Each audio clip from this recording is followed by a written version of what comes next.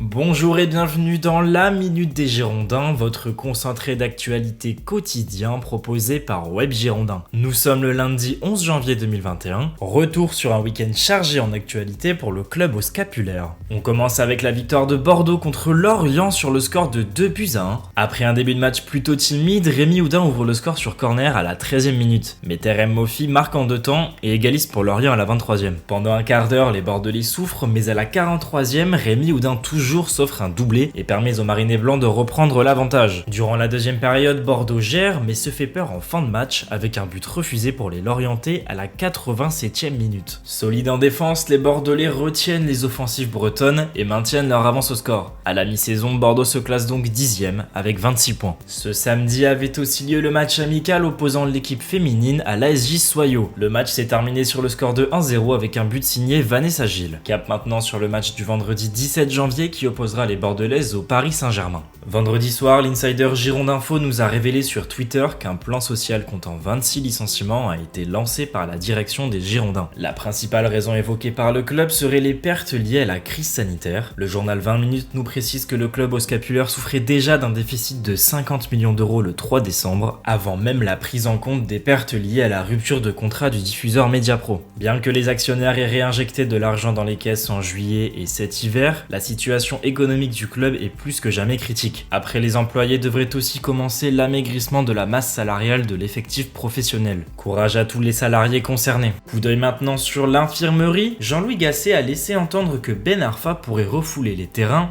dès ce dimanche pour le match face à l'OGC Nice. Si j'ai le feu vert des Toubib, c'est le match est dimanche, donc peut-être. Nous croisons donc les doigts pour le revoir au plus vite dans le 11. Mercato désormais, c'est officiel, Paul Baïs sera bordelais jusqu'en 2024. Le défenseur de 32 ans a accepté de prolonger 3 ans au club, malgré une baisse salariale et une offre plus lucrative proposée par Nice. A noter que selon RMC Sport, Paul Baïs aurait aussi signé pour une reconversion professionnelle au sein du club à la fin de son contrat. Voilà la première bonne nouvelle de ce mercato. En conférence de presse après le match face à Lorient, Jean-Louis Gasset s'est exprimé sur les besoins sportifs de l'équipe. Voilà, si on veut progresser, il faut réajuster tout ça. Voilà, pour le moment, on a pris qu'un joueur et peut-être qu'il faudra en prendre un ou deux de plus. Espérons que la direction répondra favorablement aux envies du coach. À présent, focus sur les joueurs en fin de contrat en juin, à commencer par Youssouf Sabaly. Le joueur s'est exprimé sur son avenir en conférence de presse. Si à la fin de mon contrat, j'ai pas quelque chose qui peut maintenir au club, un autre challenge ne me dérangera pas.